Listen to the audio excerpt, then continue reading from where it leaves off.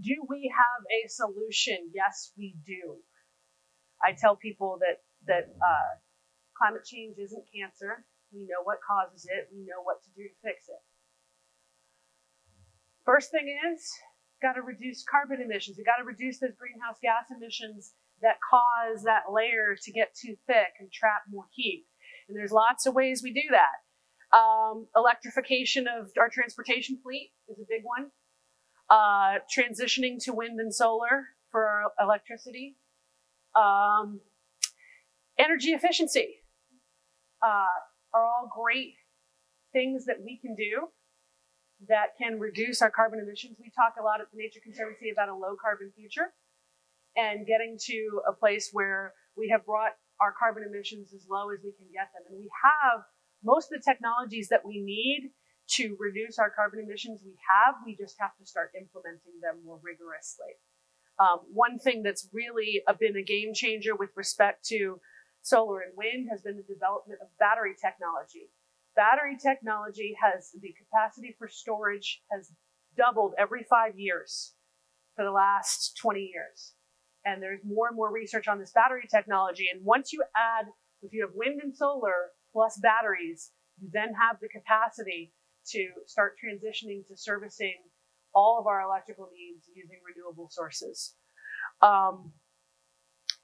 So that's one half of the solution. The other half of the solution, and this is something we talk about at TNC a lot, is carbon sequestration. Getting that excess carbon that we've already pushed out into the atmosphere back somehow. And there's a couple of ways that we can do this. The biggest and most awesome aspect of that technology is nature itself, because photosynthesis is a real thing and it's been happening for millennia and it works. And so actually the Nature Conservancy did a study that shows that through 20 different land management pathways, we could implement up to 30% of the emissions reductions we need to get to 2 degrees centigrade using carbon sequestration from natural climate solutions, what we call natural climate solutions. And so that's planting trees, but it's also things like cover crops and low and no-till farming practices that we're doing with our soil health work out in the Midwest. So that's peat bogs. Properly managing peat bogs is another way to do carbon sequestration through land management practices. There's, like I said, 20 different pathways that we came up with in this study. The Nature Conservancy's scientists were part of a group of scientists, but we led the study. A guy named Bronson Griscom, who is a great guy. Yes.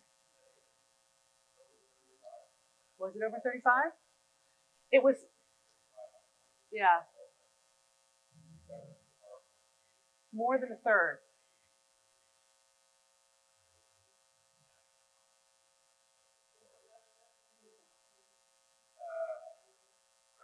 It's on our website.